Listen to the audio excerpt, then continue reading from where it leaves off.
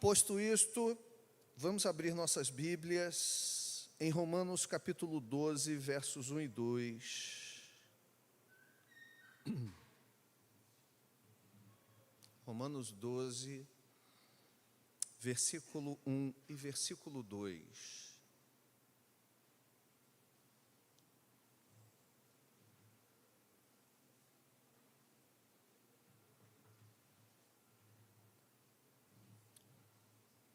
Pode abrir a Almeida Revista Atualizada. Romanos 12, versículos 1 e 2.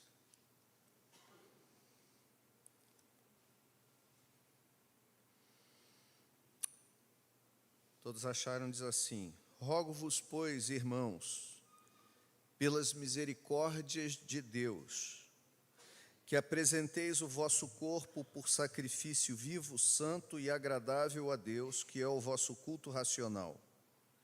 E não vos conformeis com este século, mas transformai-vos pela renovação da vossa mente, para que experimenteis qual seja a boa, agradável e perfeita vontade de Deus. Vamos orar. Mais uma vez, Senhor, colocamos a nossa vida em Tua presença. É uma bênção, um privilégio, uma alegria, mas um consolo saber que podemos nos encontrar contigo todos os dias, em todos os momentos, e que também nos encontramos contigo quando nos reunimos com os nossos irmãos e de uma maneira especial meditamos na Tua palavra para ouvirmos a Tua voz, discernirmos a Tua vontade e buscarmos aplicá-la à nossa vida. É isso que a gente veio fazer aqui hoje mais uma vez, Senhor. A gente veio cultuar o Senhor e o culto que nós prestamos a Ti é composto pelas músicas que nós cantamos acerca de verdades do Senhor, orações que nós fazemos acerca das necessidades que temos, mas também meditação na Tua palavra, para que saiamos daqui redirecionados na nossa vida. Nos ajuda com Teu Espírito nessa manhã mais uma vez, porque nós precisamos da clareza que só Ele pode trazer na nossa mente, para nos fazer compreender a Tua vontade. Oramos em nome de Jesus. Amém. Você gostaria de experimentar a vontade de Deus? Lemos aqui que ela é boa, é agradável e é perfeita. Seria errado dizer nessa manhã, ou perguntar então a você, se essa vontade você gostaria de experimentar em alguma área, em uma área da sua vida, em várias áreas da sua vida, em todas as áreas da sua vida. Você gostaria de experimentar a vontade de Deus?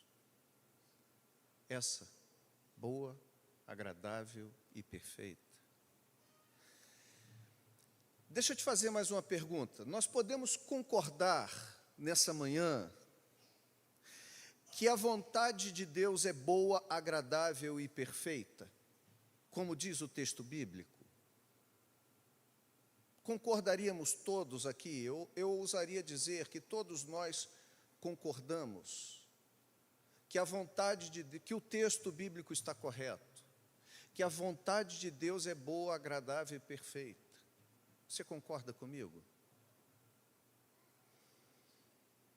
Você concorda comigo que também é um desejo seu e meu experimentar essa vontade na vida? Eu fiz uma pergunta no início, você disse que sim.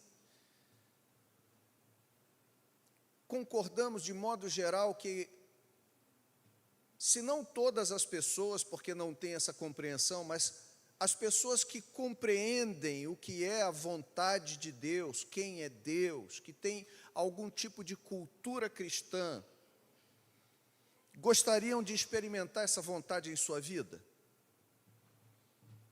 E mais, nós poderíamos concordar nessa manhã que, mesmo compreendendo que a vontade de Deus é boa, agradável e perfeita, mesmo concordando que nós desejamos experimentar essa vontade em algumas áreas da nossa vida, em várias áreas da nossa vida, ou em todas as áreas da nossa vida, nem sempre nós a experimentamos. Você concorda comigo? Nem sempre nós a experimentamos. Reconhecemos que a vontade de Deus é boa, reconhecemos que desejamos experimentar a vontade de Deus na nossa vida, mas reconhecemos que nem sempre experimentamos. Por quê?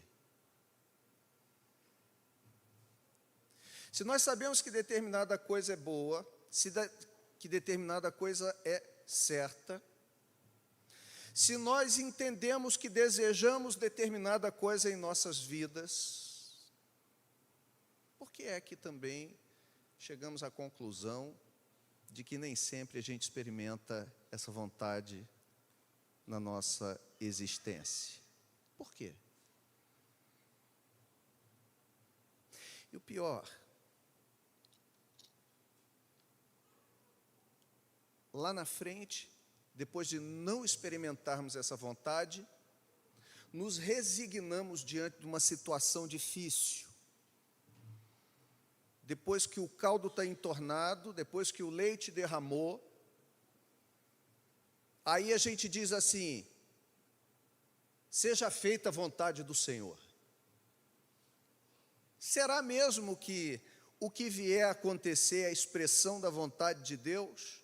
Ou é a resignação da pessoa, quando ela abre mão, depois de já ter feito centenas de caquinhas nas suas decisões? E aí ela bota no colo de Deus: seja feita a vontade do Senhor. Eu quero falar, eu quero pensar, eu quero meditar com você nessa manhã sobre isso. O texto que nós lemos, o apóstolo Paulo, ele nos dá a entender, escrevendo aos Romanos, que nós podemos experimentar essa vontade de Deus. Mas como? Como a gente alcança isso, se sabendo, concordando com essa verdade, ainda assim, por vezes a gente não a experimenta? Eu não penso que seja burrice, uma questão cognitiva, de falta de compreensão da nossa parte. Compreendemos, concordamos que ela é boa, mas não a executamos. Por que não a executamos? Eu queria voltar com você um pouquinho, por exemplo, lá no livro de Gênesis. Vamos fazer um retorno no livro de Gênesis. Antes um pouco, vamos retornar um pouco antes ao período dos juízes, por exemplo. E posteriormente nós retrocedemos até Gênesis. No período dos juízes a gente tem um exemplo claro de um homem chamado Sansão. Sansão foi um homem levantado por Deus num período muito conturbado da história de Israel. O período dos juízes é o período posterior ao momento em que os israelitas saíram do Egito, passaram 40 anos ali naquela trajetória do deserto, e posteriormente eles entraram, aquela geração seguinte entrou na terra prometida. Dividiram os territórios, conforme Deus orientara a Moisés, e debaixo do governo e da direção de Josué, venceram, conquistaram seus territórios. Porém, Josué, durante a sua vida, quase 30 anos de guerras, né? Durante o período de conflitos para a conquista da terra, ele não conseguiu exterminar todos os moradores da terra. Ficaram muitos povos ali em Canaã, e esses povos se tornaram como pedra no sapato de Israel.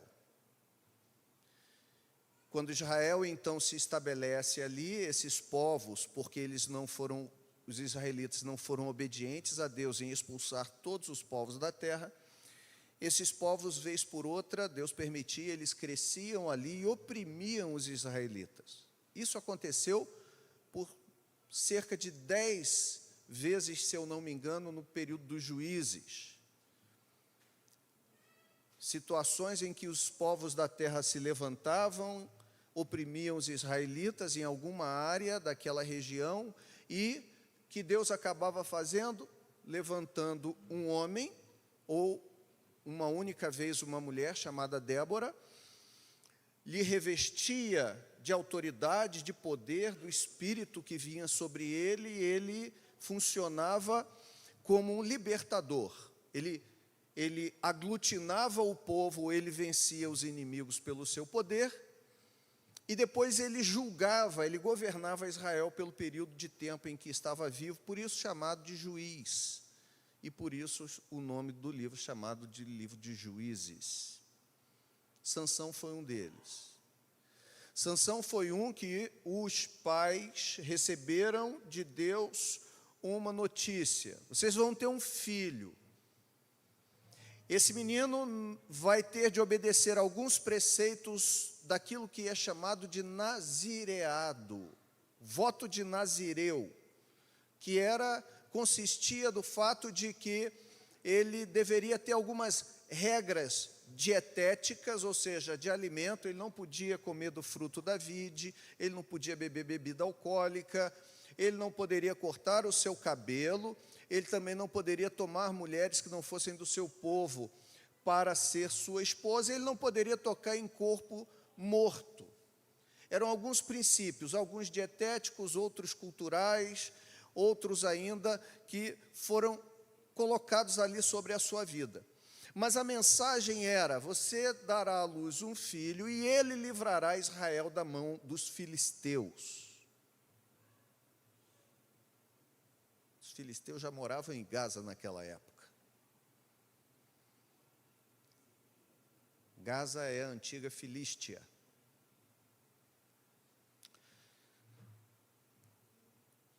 Assim foi feito. Mas você sabe que a história de Sansão não foi linear e não foi a coisa mais bonita do mundo.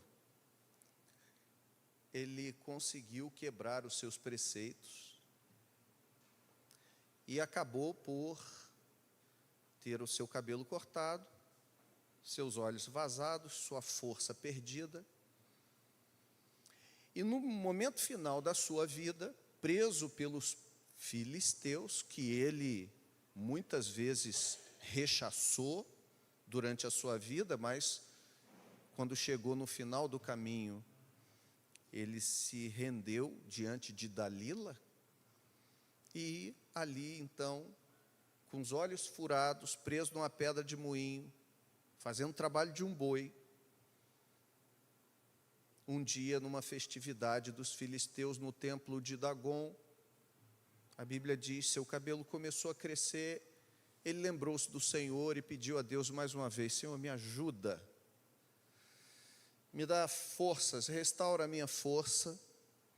Deus restaurou sua força, ele se apoiou nas colunas do templo de Dagon, empurra com suas mãos, as colunas se partem, e o templo de Dagon ruiu, e morreram ali mais de 3.000 filisteus durante aquela festividade, na queda do templo, e Sansão também morre junto, e o texto bíblico diz que matou mais na sua morte do que durante a sua vida. Sansão cumpriu a vontade de Deus no que diz respeito ao propósito pelo qual ele foi criado. Mas nós poderíamos dizer que Sansão experimentou a vontade boa, agradável e perfeita de Deus? Poderíamos afirmar com certeza que não havia um outro caminho para que Sansão cumprisse a sua promessa, caso ele fosse obediente? Precisava ele cumprir, chegar ao propósito que Deus estabeleceu para a sua vida, para realizar por meio dele, com os olhos furados, subjugado e tendo que morrer naquelas circunstâncias? Voltemos um pouco mais então para o Éden, no Gênesis. Estamos lá com Adão. Deus cria todas as coisas e cria o homem, Adão, numa frase solene que diz: façamos o homem conforme a nossa imagem e semelhança. E Deus coloca Adão como o ápice da criação, porque Deus havia criado o mundo, céus e terra, a criação cosmológica de Deus.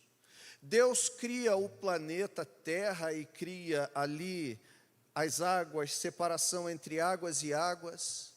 As águas ele ordena que deem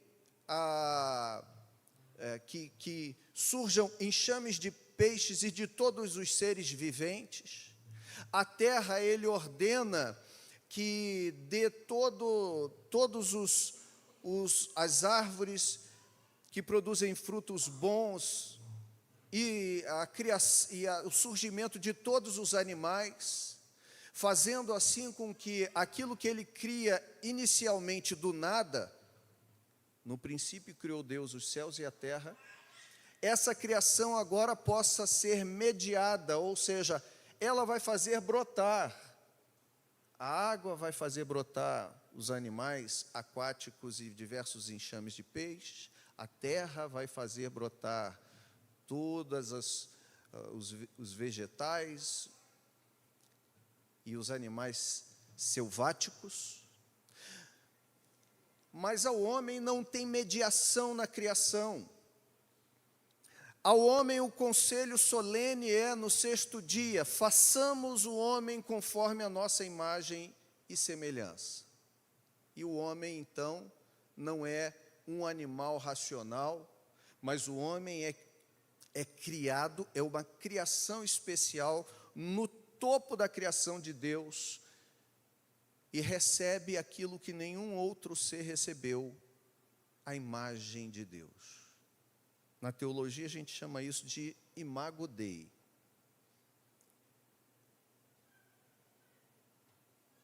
A imagem de Deus. Mas esse homem criado à imagem de Deus, em estado de bondade, ou seja, o pecado não havia entrado ainda na sua natureza, a sua santidade é positiva, a sua capacidade de escolha é neutra. E eu diria ainda com uma inclinação positiva, porque a sua natureza é boa, não foi corrompida ainda pelo pecado. Deus então lhe dá dois caminhos e duas escolhas. Olha eu falando de escolha de novo aí. E ele diz assim para Adão: você pode comer de todo o fruto, de toda a árvore deste jardim, mas do fruto da árvore do conhecimento do bem e do mal você não pode comer, porque no dia que você comer, você vai morrer.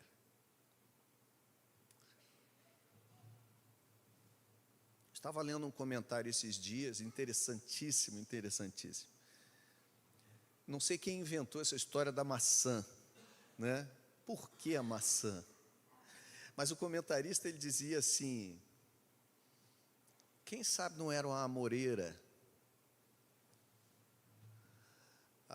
ou mesmo uma outra árvore comum que ele chama lá da região do Oriente. Eu esqueci. Porque o ponto não é a árvore.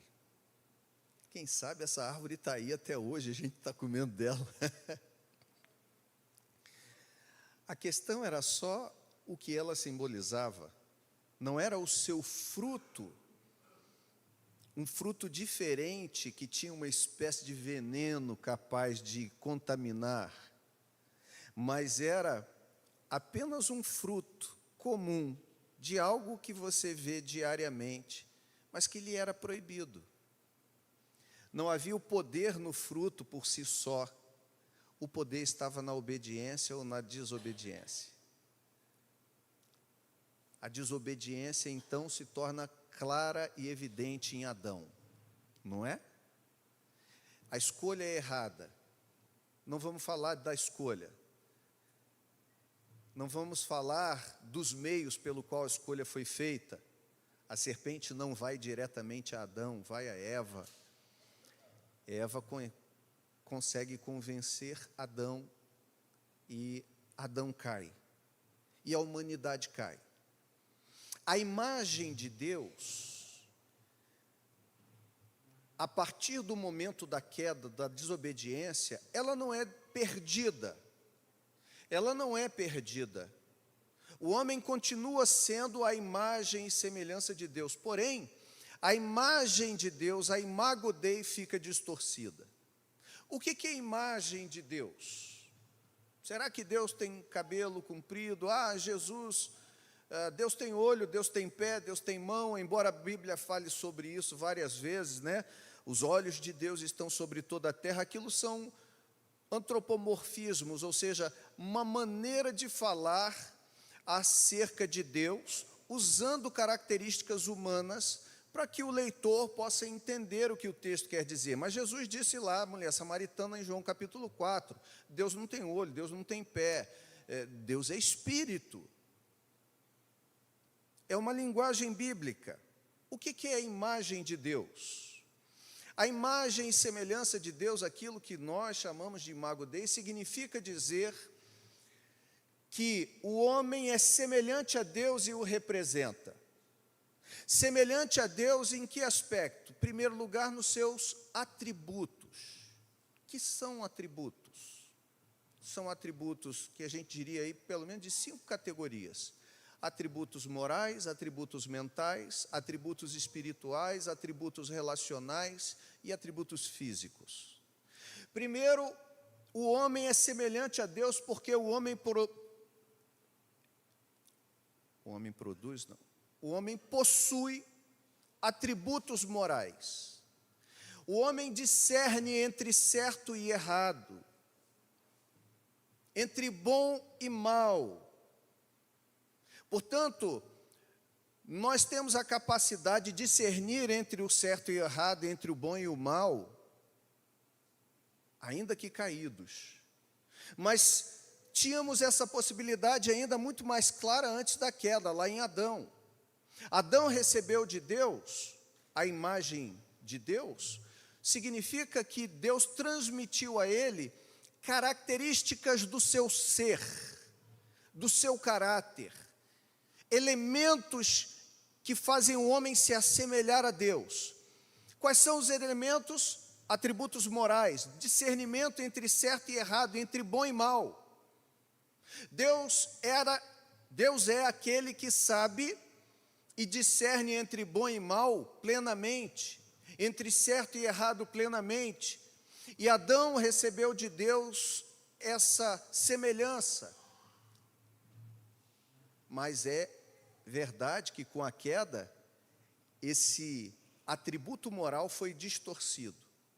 Continuamos sabendo o que é bom e mal, certo e errado, mas escolhemos muitas vezes o errado, escolhemos muitas vezes o mal.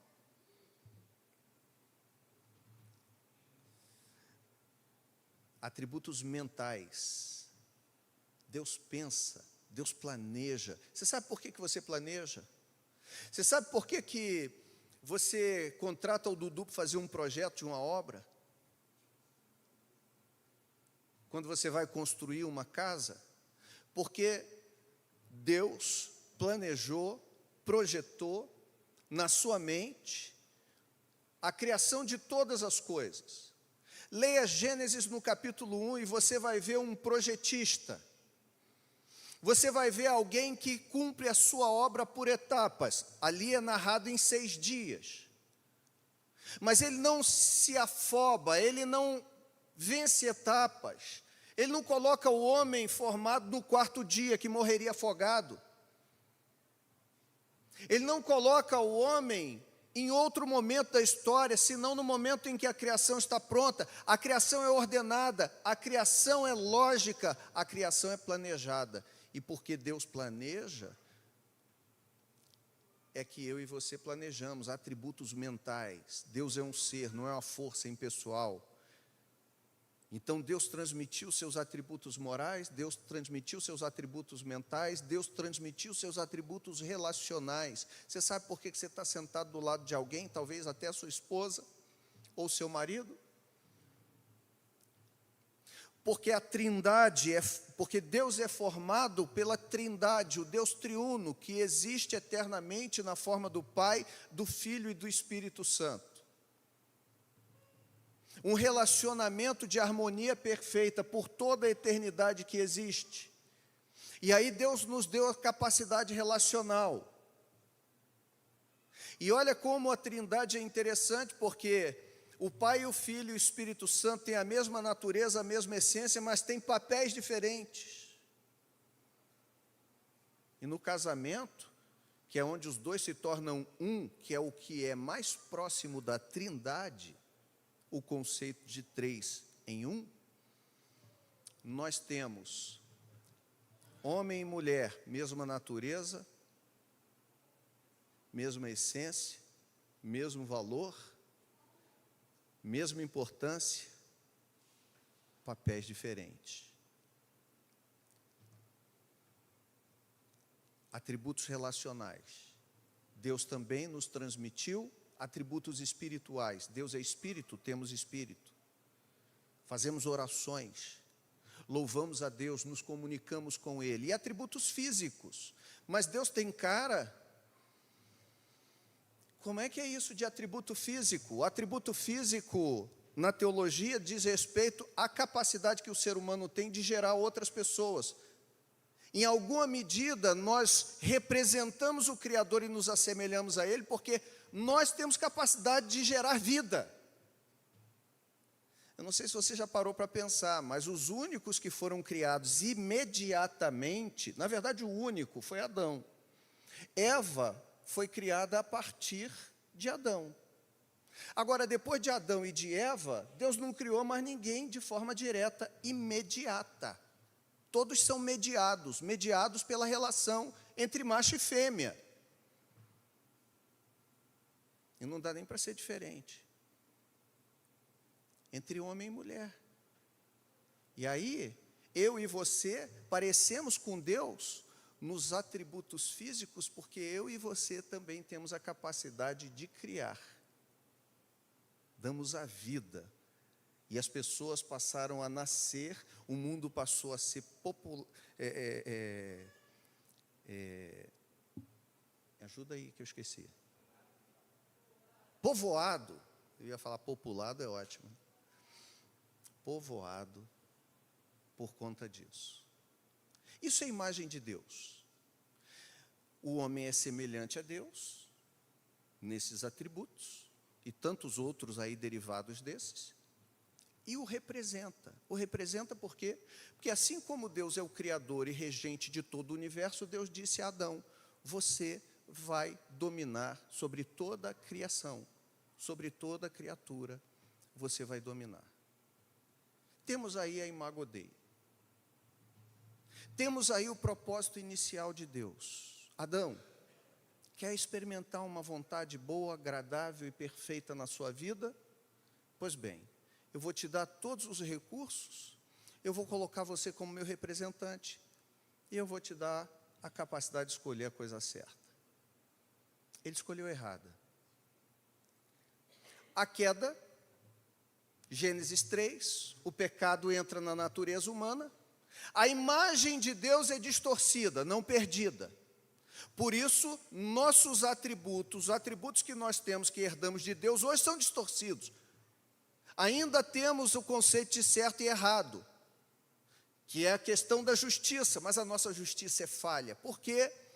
Porque a gente ora a Deus pedindo justiça para determinada situação, mas a gente age injustamente em outra. A pessoa que às vezes ora a Deus pedindo: Senhor,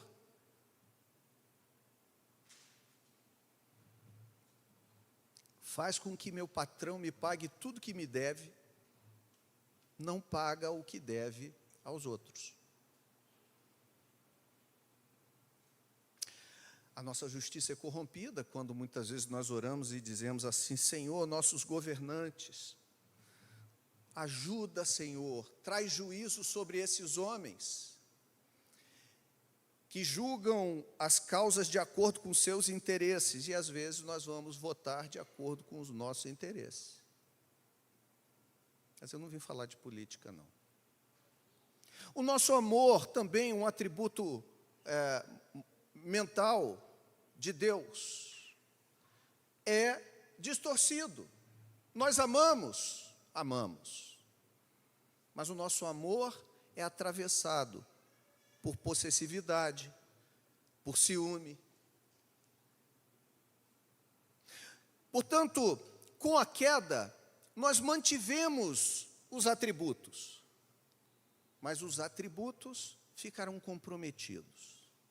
Se os atributos ficaram comprometidos, significa dizer que as escolhas foram comprometidas. E se as escolhas, que são o meio para alcançar o fim, estão comprometidas, pergunto eu a você: como você alcança o fim? Se o seu fim é experimentar uma vontade boa, agradável e perfeita, que depende de escolhas que te levem a isso, se as suas escolhas estão corrompidas, como é que você chega no fim se os meios estão errados, estão corrompidos? A queda trouxe para nós esse problema sério, distorceu a nossa forma de enxergar o outro, distorceu os relacionamentos. O atributo relacional foi o primeiro a ir para o saco. A mulher que era: essa é carne da minha carne e osso dos meus ossos, no momento seguinte a comer do fruto do conhecimento do bem e do mal e ser inquirido por Deus, disse: é a mulher que tu me deste. Em outras palavras, Adão está dizendo: essa peste eu não pedi a você. Ele culpa a mulher e ele culpa a Deus. Foi a mulher que você me deu, estava sozinho, não tinha problema. Mas o bicho andava amuado, cabisbaixo, triste. Deus disse: não é bom que o homem esteja só, vai fazer besteira. Fosse nos dias de hoje, Luiz, Deus diria assim: olha, cabeça vazia é oficina do diabo, eu vou arrumar uma mulher para esse homem.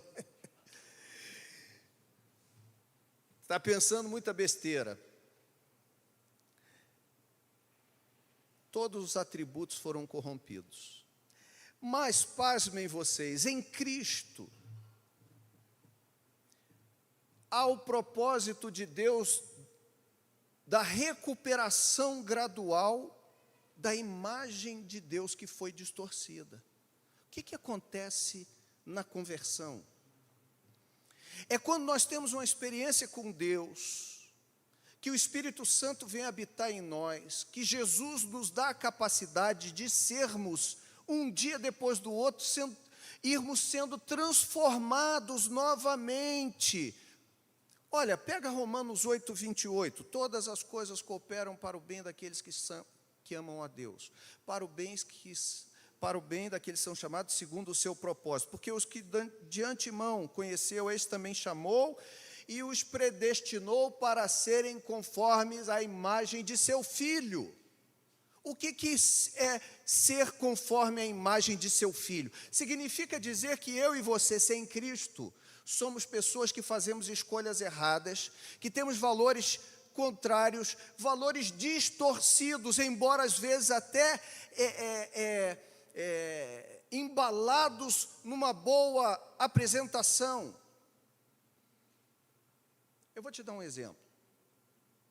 Eu vou dar o exemplo de Pepe e de Monique aqui.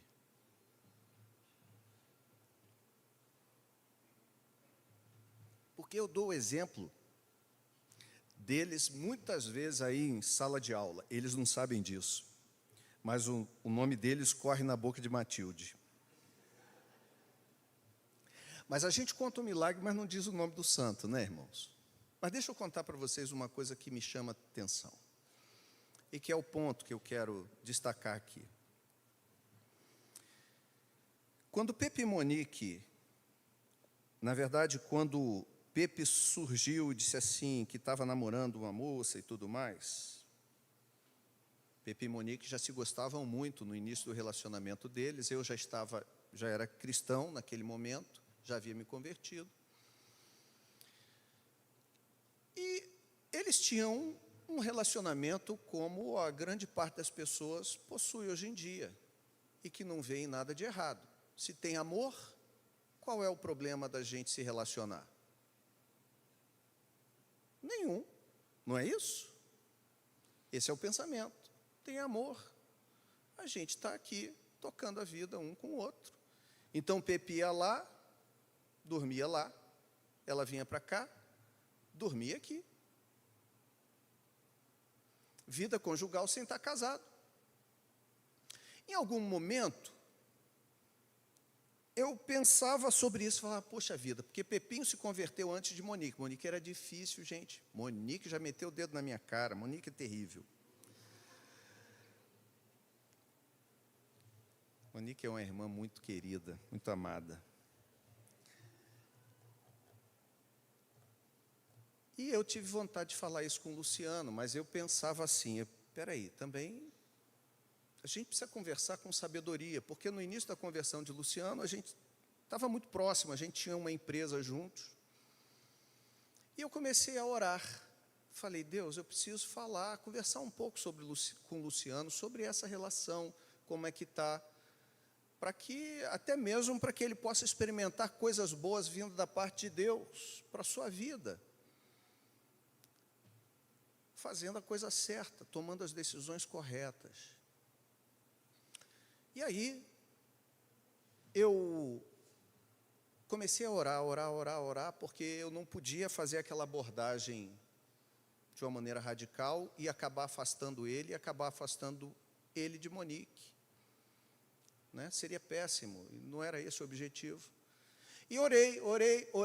Um dia, eu falei assim, depois de, sei lá, uns 2 meses ou 3 orando, eu pensei comigo mesmo, chegou o dia, era uma segunda-feira, tinha um culto lá na Videirão, e eu fazia um culto de estudo lá. Luciano estava lá naquele dia, ele ia regularmente e tal, e naquele dia ele ficou, me ajudava ali, me ajudou a fechar a igreja. Ele morava ainda aqui no Engenho do Mato, na casa dos pais. Eu falei, vou dar uma carona para o Pepe. E eu me lembro que eu estava com um carrinho, peguei o carro. Fica aí, Pepe, que eu te dou uma carona. Eu estava querendo arrumar um pouco mais de tempo, né, para estar orando. E vim orando, dirigindo devagar, como é que eu vou falar com ele, mas eu tinha que falar com ele naquele dia. E aí eu parei o carro na frente da casa dele, já eram umas 11 horas da noite, tudo escuro, eu não sei nem se ele lembra desse dia. Eu parei, o saveirinho branco da nossa empresa, olhei para ele e tal, conversa vai, conversa vem. E quando eu pensei assim, eu tenho que falar, eu falei, Pepe, eu tenho que falar um negócio com você. Ele falou, Luiz, tudo bem, mas cara, deixa eu te perguntar uma coisa primeiro. Eu falei, o que foi, Pepe? E ele falou assim para mim, Luiz, eu estou errado dormindo com Monique, não estou?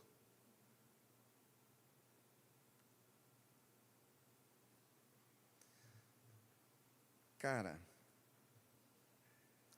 na hora, me deu aquela ducha assim de alívio. Eu falei, Pepe, rapaz, eu estou há 3 meses esperando um jeito para falar isso com você. Ele falou, rapaz, eu tenho sentido esse incômodo na minha vida. Ponto. Foi um inferno na vida dele, obviamente, porque Monique não aceitou esse negócio.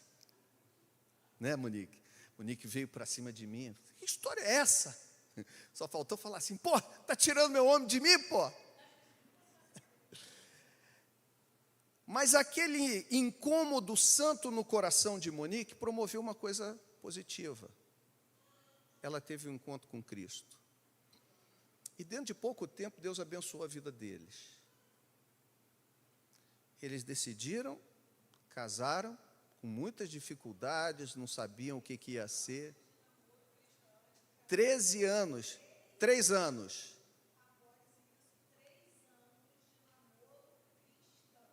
Depois disso, 3 anos. 3 anos. Até casar, né? 3 anos. Depois Monique se converteu, eles tiveram 3 anos de namoro e depois eles casaram. E estão casados há quantos anos? 22.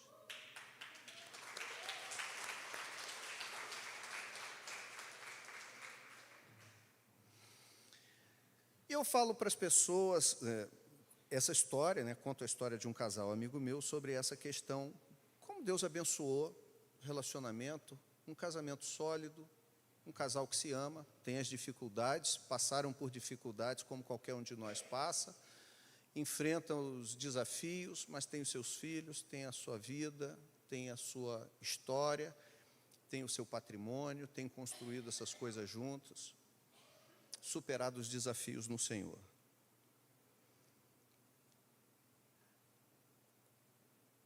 Por que eu falei essa história? Porque a gente tem boa vontade. Só que sem Cristo, o pensamento, o atributo é distorcido. Toda forma de amor é válida. É a filosofia do Lulu Santos. Consideramos justa toda forma de amor. Não é uma verdade. Não é uma verdade bíblica, mas é uma verdade do mundo. Se tem amor, está tudo certo. Não é uma verdade bíblica, mas é uma verdade do mundo. O que importa é a intenção. É uma verdade bíblica, mas é uma verdade do mundo. Porque os princípios estão distorcidos. A imagem de Deus está distorcida. E aí pessoas têm vivido longe da vontade de Deus. Porque tem a imagem de Deus distorcida em si, mas desejam experimentar a vontade de Deus, que é boa, agradável e perfeita, que depende de escolhas corretas. Essa conta não fecha. Como é que essa conta fecha? Em Cristo, nós temos a recuperação gradual da imagem de Deus em nós. O que significa dizer que a gente não é perfeito quando já encontra Jesus. Mas significa dizer que a proposta da palavra de Deus para nós é que com a nossa caminhada com Cristo, ela vai nos transformando. E isso é onde o ponto de Romanos 12, onde Paulo diz assim, principalmente no verso 2, ele diz assim, não vos conformeis. Conformar é tomar a forma. Essa água, ela se conformou à forma do copo. Se eu tirar daqui e botar aqui dentro, ela vai se conformar a essa outra forma. Ela vai assumir uma forma. O que Paulo está dizendo é, não vos conformeis com este século, com este mundo, com esses valores. Não assumam essa forma. Mas sejam transformados pela renovação da vossa mente. Uma outra tradução diz, pela renovação da vossa maneira de pensar. Uma coisa chamada metanoia. Metanoia, mudança da maneira de pensar. O que eu pensava? Eu pensava que eu podia ter uma amizade colorida. Mas eu me converti, eu descobri que uma amizade colorida não é legal. Não é de Deus. Não vai me fazer experimentar a vontade de Deus. Eu achava que podia fazer determinada coisa que não tinha problema, porque todo mundo faz. Mas, uma vez que eu tive uma experiência com Cristo e minha mente tem sido transformada, eu mudo as minhas escolhas. E se eu mudo as minhas escolhas, eu mudo os resultados. Eu diria, com essa reflexão hoje, sobretudo, que quanto mais tempo nós temos de caminhada cristã, mais a gente deveria ir se experimentando nas nossas decisões vontades boas, agradáveis e perfeitas da parte de Deus. Por quê? Porque se a recuperação é gradativa, cada dia mais que eu me assemelho a Cristo, eu faço melhores escolhas.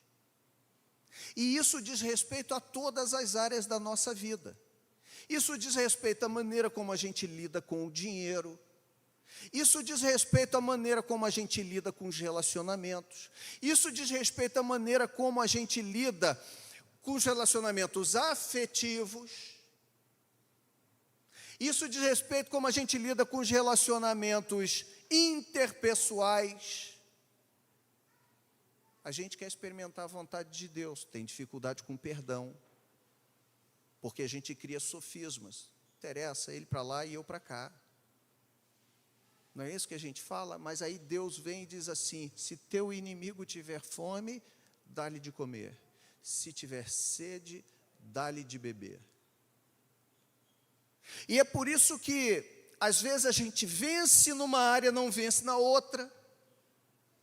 Experimenta a vontade de Deus boa em uma área da nossa vida e não experimenta em outras. Por quê?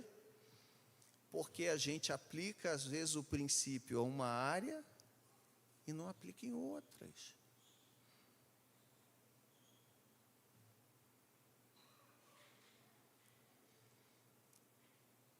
A queda distorceu os atributos, mas não os fez perdidos. Em Cristo, após a nossa conversão, a imagem de Deus é restaurada gradativamente e o será totalmente na volta de Cristo. Até então, a Bíblia chama isso de santificação. Dia após dia, quando nas minhas decisões e escolhas, eu faço as escolhas morais, mentais, espirituais, na direção da vontade de Deus, e eu me assemelho a Cristo. Porque uma escolha que você faz de acordo com a vontade de Deus, é a escolha que você faz debaixo da seguinte pergunta: que decisão Jesus tomaria? O que Jesus faria nessa situação? Coração pesado contra alguém, eu posso perguntar, eu devo perguntar: o que Jesus faria nessa situação? Eu devo perguntar. Uma situação que me coloca num dilema moral, o que Jesus faria nessa situação? E a pergunta é séria. Jesus faria o que eu e você temos feito, o que nós temos feito em algumas situações? Mas a gente quer receber o fim, tomando o caminho errado para chegar lá? É essa gradativa restauração da imagem de Deus distorcida pela queda que pode nos levar a experimentarmos essa vontade boa. E como é que isso se dá? E aqui eu apresento 2 pontos para a gente terminar. Primeiro, Paulo diz assim: a gente precisa apresentar toda a nossa vida como um culto a Deus. Sabe quando hoje você disse assim: eu vou para lá para a igreja cultuar o Senhor, para Ele me dar forças para essa semana de batalha? Paulo está dizendo o seguinte: hoje e a semana é o dia do seu culto. Só que hoje é a melhor parte do culto, porque hoje você vai cultuar na hora que você canta, na hora que você ora, na hora que você medita nas Escrituras. Amanhã você vai cultuar a partir de amanhã você vai cultuar na hora que você tiver que tomar as decisões piores. E você vai continuar cultuando, porque no meio das decisões piores você vai ter de tomar as certas, fazer as escolhas certas, abrir mão de questões, abraçar outras. Para Paulo, a vida é culto. Rogo-vos, pois, irmãos, pelas misericórdias de Deus, que vocês apresentem o corpo de vocês por sacrifício vivo, santo e agradável a Deus, que é o vosso culto racional. Nunca esse texto aqui fala que é um culto com a mente, sem o coração, não é nada disso. Paulo está dizendo é que a maneira racional, a palavra racional aqui é a palavra lógica no grego. É o que é coerente. Essa é a maneira coerente de vocês servirem a Deus. Como é a maneira coerente de vocês servirem a Deus? É vocês apresentarem a vida de vocês como sacrifício. E o sacrifício aqui, palavra ticia, significa o holocausto. Era o sacrifício que o animal todo era sacrificado a Deus. Porque havia no Antigo Testamento sacrifício que a carne era dada para o sacerdote, que você comia a carne com o sacerdote, o resto do animal era queimado. Outro que se queimava só a gordura e outras partes do animal eram retiradas. Mas o holocausto era o sacrifício que o animal todo era queimado a Deus no altar. Não sobrava nada para ninguém. Então a palavra que Paulo usa é essa, holocausto. Que a vida de vocês seja como um sacrifício de holocausto. Ou seja, tudo, todas as áreas, todas. Pensa em alguma. A maneira como você trata o seu corpo é culto. A maneira como você trata o seu colega de trabalho é culto. A maneira como nós dirigimos é culto. A maneira como a gente faz escolhas morais na hora que tem um dilema, alguém te deu um troco a mais, uma possibilidade de você levar uma vantagem em alguma coisa, é culto. Louvar, tocar o violão aqui é culto, pregar é culto, servir a ceia é culto, e votar é culto. Todas as nossas escolhas são culto. Apresentem o corpo de vocês como um holocausto, vivo, santo e agradável. É interessante que se eu não me apresento como um sacrifício agradável, eu não experimento uma vontade agradável.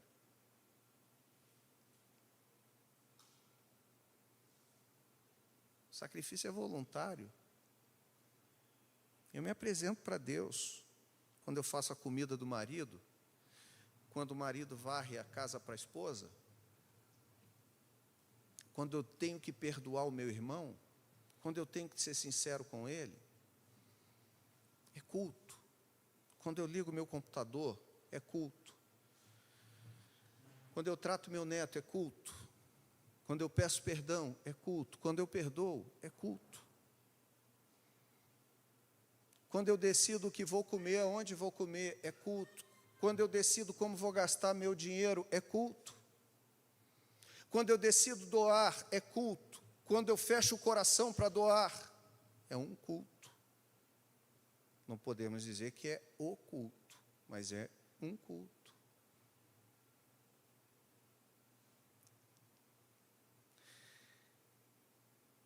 Como nós experimentamos essa vontade? Primeira coisa, a gente precisa apresentar a nossa vida diante de Deus plenamente como um culto, sem dicotomias. O que é dicotomia? Separações. Culto é domingo, segunda-feira é a vida normal. Para nós isso não vale. Culto é domingo, é na igreja. Fechei a porta do meu quarto, Deus ficou do lado de fora. Não é assim.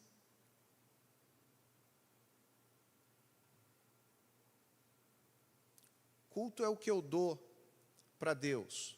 A maneira como eu ganho é problema meu. Não é. Se eu quero experimentar a vontade de Deus, os meios importam, não apenas os fins. E segundo, eu só experimento essa vontade por meio de uma transformação na maneira de pensar. Como Paulo disse, não se conformem, não tomem a forma desse mundo. Sejam transformados pela renovação da maneira de pensar. Como é que você tem a sua maneira de pensar renovada?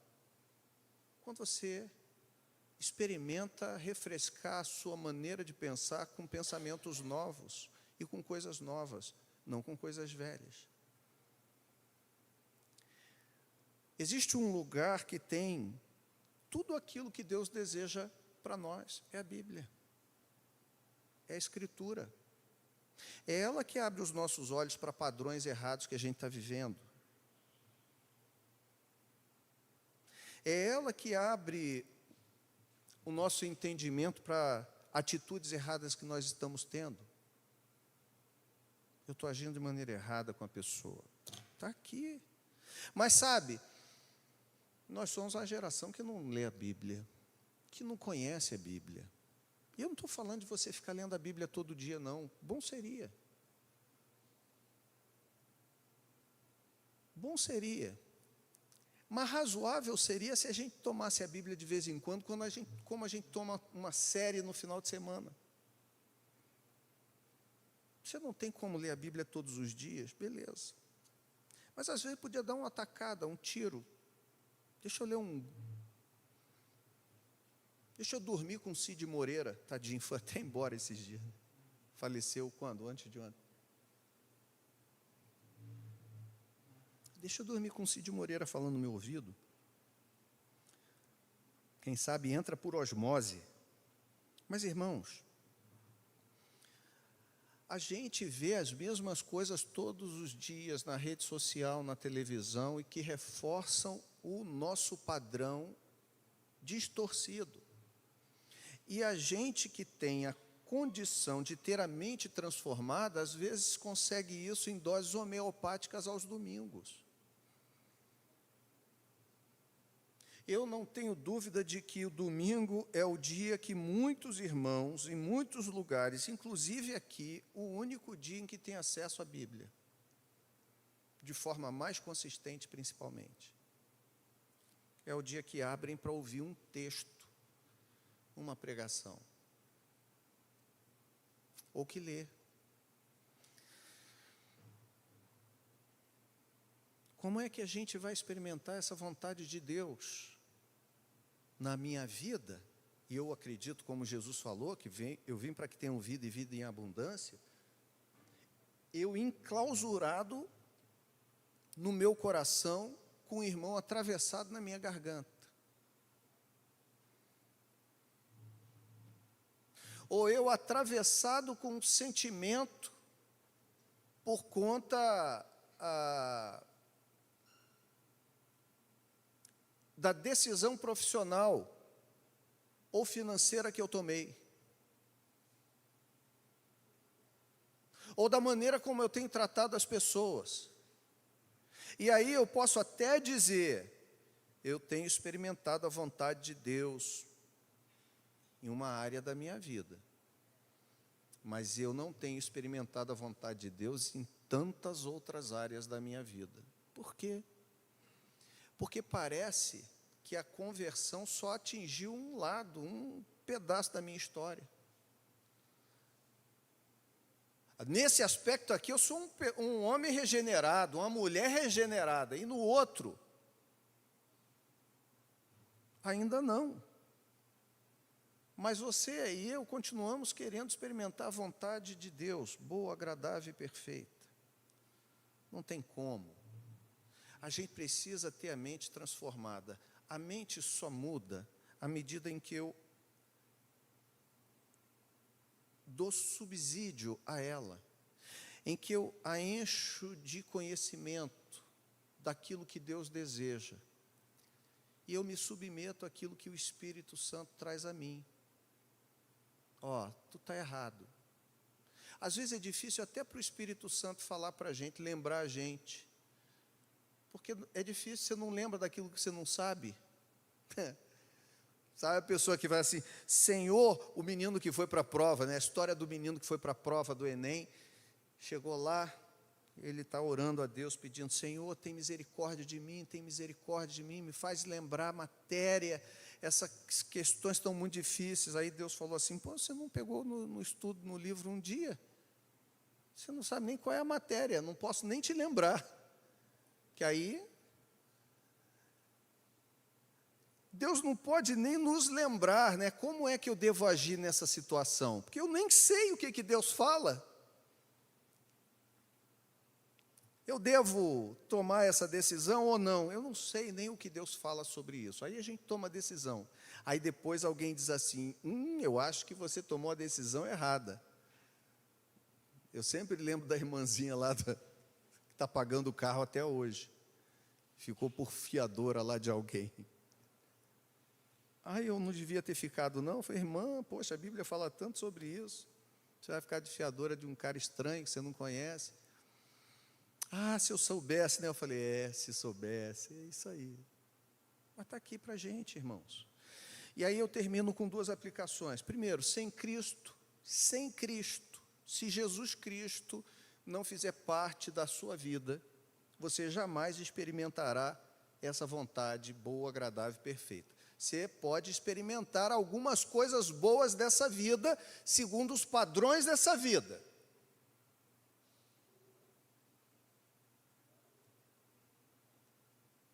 Então, você, como eu conversei ontem, saindo de um jogo lá no Rio, um colega de time parou, disse assim, uma situação difícil na minha família, aconteceu isso, minha irmã casou com um cara que mudou a cabeça dela, e aconteceu uma série de situações financeiras na família e tal, mas para esse cara está tudo bem, tudo jóia, porque ele está disposto a qualquer coisa por dinheiro. Então, eles estão lá. Parte dessa família está nadando nos recursos, experimentando qualquer coisa. Para eles, tudo é válido. Tudo é válido. Casa que compraram em Portugal, casa que compraram não sei aonde. Para nós não é válido. Mas como é que a gente sabe? Como é que eu sei? Como é que eu posso saber? Aí, o cara tem a casa. O cara tem o bem lá, mas ele não tem a paz. E ele não entende por que ele não tem paz. Aí ele bate aqui um dia para conversar com o Luiz Eduardo. Eu não sei o que acontece comigo, que eu não tenho paz, eu tenho tudo, mas eu não tenho paz. E alguém precisa dizer para ele, amigo, o tudo que você tem não é fruto de paz. Você não pode ter paz.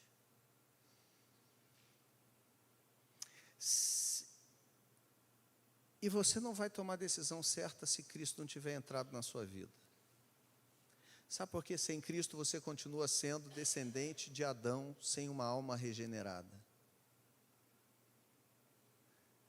Você ainda é imagem e semelhança de Deus, só que totalmente distorcido. Não tem chance para você. Vai ser rico nesse mundo, mas não vai herdar o reino de Deus.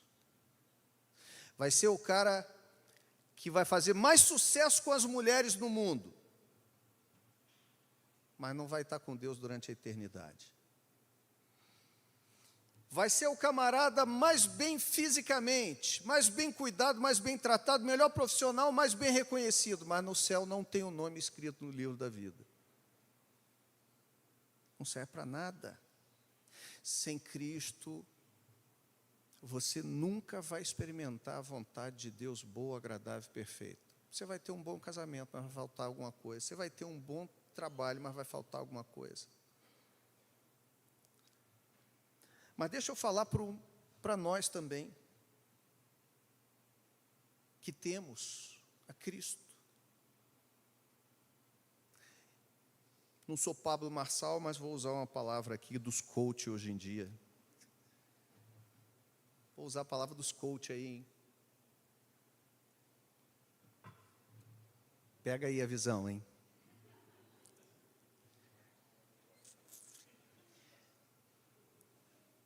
Sem se submeter ao processo de Deus. Qual é o processo de Deus? A recuperação gradual da imagem de Deus por meio da santificação, tornando-se cada dia mais semelhante a Cristo. Você, crente, também não vai experimentar a vontade boa, agradável e perfeita. Não experimenta quem não tem.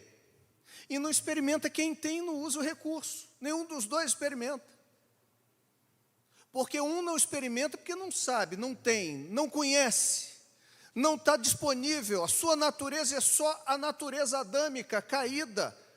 A sua intenção é boa, a vontade é boa, boa vontade. Mas ele não tem princípios, as escolhas vão ser erradas. Agora, nós temos Cristo e pegamos os recursos que temos e deixamos fechados lá no fundo da gaveta. Também não colocamos em prática. Também não nos submetemos ao processo.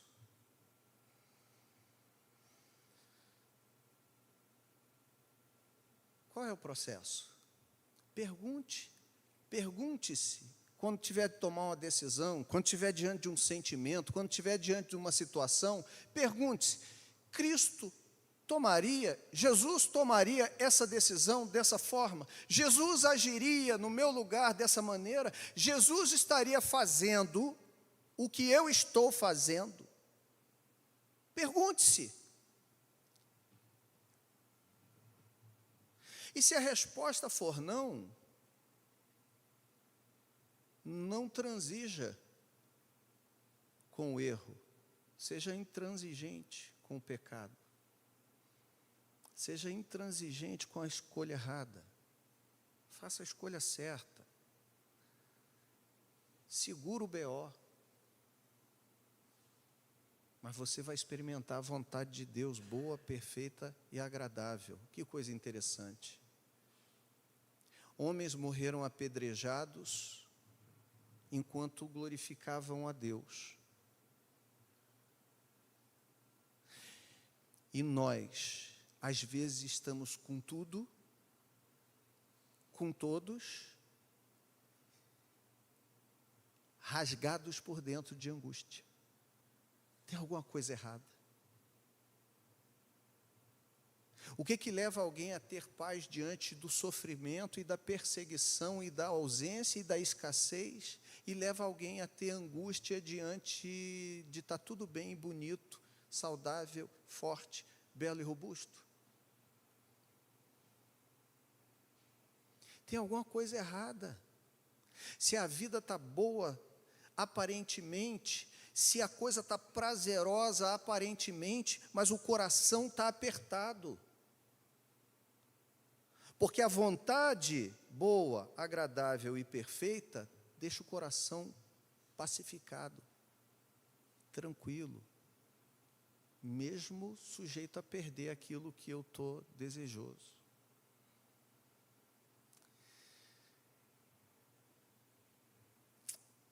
Nós queremos, irmãos, eu quero também junto com vocês. E eu tenho o mesmo desafio que tenho colocado aqui.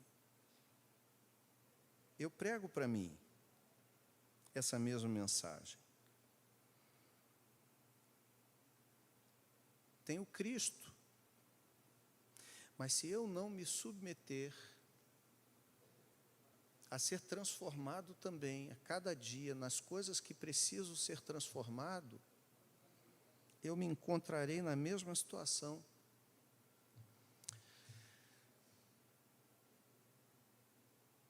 Querendo experimentar uma vida abundante e plena, mas sem paz, porque não perdoo. Querendo experimentar uma vida abundante e plena nas coisas que usufruo dessa vida, mas o modo pelo qual isso tem chegado a mim não é bom. Querendo usufruir de paz nas minhas relações interpessoais, mas sou uma pessoa intransigente, sem paciência. Sou uma pessoa que não tem tolerância com o mais fraco. Não compreendo as dificuldades do outro. Tenho dificuldade em ouvi-lo. Tenho dificuldade em me colocar no lugar dele para compreender o seu ponto de vista. Percebe? se a gente não se submeter ao processo de Deus, e o processo de Deus é santificação, é ser gradativamente transformado na plena imagem de Deus, não na que está distorcida, a gente não vai experimentar uma plena vontade boa, agradável, perfeita. E eu diria mais para terminar, essa vontade boa, agradável e perfeita, ela deve progressivamente ser cada vez mais boa, melhor, mas mais, abre aspas, tá? Pronto, resolvi o problema. Abre aspas, boa, agradável e perfeita. Se as minhas decisões vão mudando e as escolhas vão sendo melhores, significa dizer que progressivamente, cada vez melhor, cada vez mais agradável, cada vez mais perfeita, eu vou me aproximando cada vez mais daquilo que seria o melhor para a minha vida. Entende? Cada decisão que eu tomo nessa direção vai me tornando cada vez mais próximo de uma decisão melhor, de uma vontade mais agradável e de questões mais perfeitas. De tal forma que, nessa vida aqui, nós podemos ainda experimentar cada dia, não podemos nem dizer assim, essa é a vontade plena e perfeita de Deus, porque se eu buscar me assemelhar a Cristo nas minhas decisões, mais ainda essas decisões se tornam cada vez melhores, um dia depois do outro. E eu não vou ter que botar na conta de Deus a burrada que eu fiz, e no final das contas falar assim, seja feita a vontade de Deus, né? Numa atitude em que a gente está dizendo o seguinte, fiz o que fiz, e agora Deus, fica com o resto aí, porque deu ruim. Que a gente possa aprender isso. Primeiro, sem Cristo, você não é, sem regeneração, sem novo nascimento que vem por meio da pessoa de Jesus, a obra do Espírito Santo, você não entende. As coisas espirituais são discernidas espiritualmente. Se você não é espiritual, e ser espiritual não é pular no reteté, chupar o dente, bater bem forte e dar um tapa no púlpito porque o argumento é fraco, não. Ser espiritual, irmãos, viver no Espírito é ter nascido do Espírito. É discernir a vontade de Deus espiritualmente, é ter uma nova vida, uma nova mentalidade. Se isso não aconteceu com a sua vida, suas decisões ainda vão ser decisões boas, podem até ser, mas corrompidas, moralmente, mentalmente, relacionalmente, espiritualmente, fisicamente. Mas, ainda que você tenha Cristo, e também não lança mão, e não se submete, você atrasa, adia, posterga, um dia depois do outro, aquilo que pode ser muito bom para a sua vida, para a sua existência. E Jesus nunca disse que o preço era barato. É caro, gente, é difícil. Envolve negar-se a si mesmo, envolve a gente negar nossas paixões, nossos desejos, nossos sofismas, nossos paradigmas, pontos de acomodação da nossa vida, zonas de conforto. Envolve a gente abrir mão disso. Entende?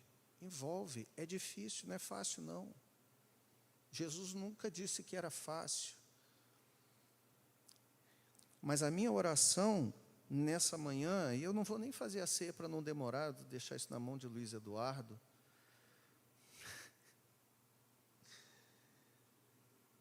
A minha oração nessa manhã, irmãos, de maneira muito sincera para vocês, é que Deus me ajude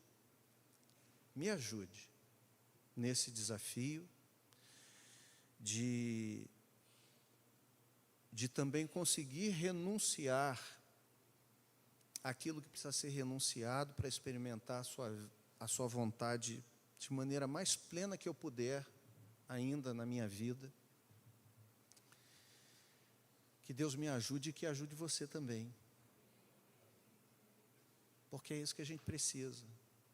Se a gente não renunciar à nossa vontade pela vontade de Cristo, se a gente não renunciar os nossos métodos pelos métodos de Deus, se a gente não renunciar àquilo que está bom para a gente, né?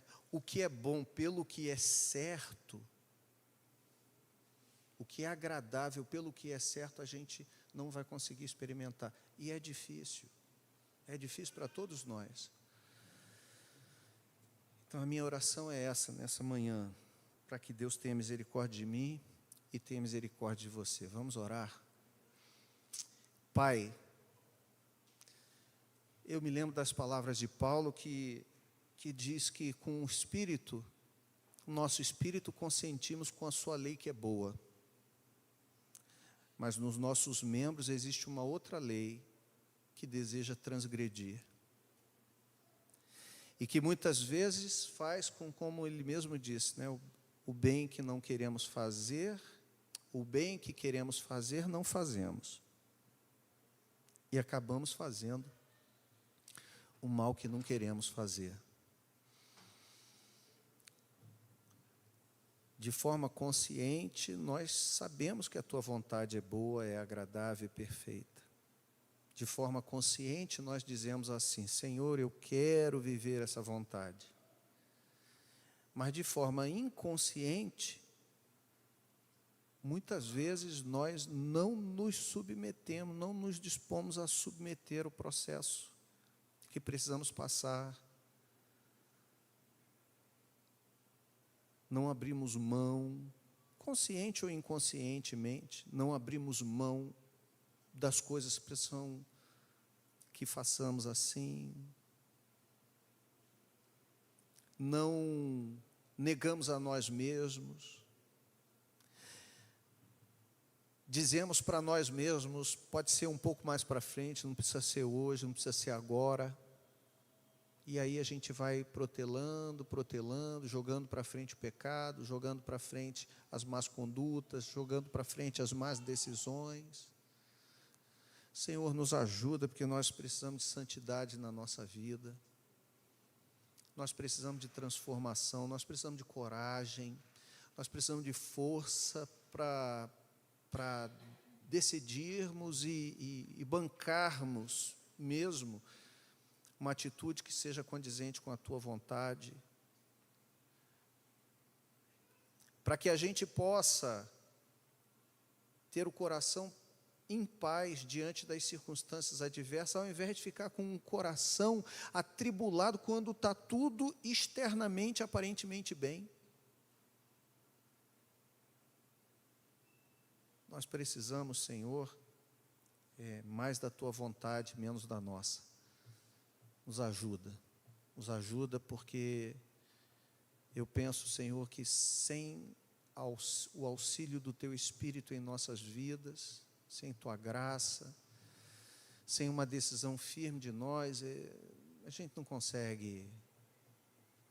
Então nos ajuda, Senhor. Tem misericórdia de nós e nos dá força, decisão e coragem para vivermos a Tua vontade e o processo que nos leva a ela. Em nome de Jesus. Amém.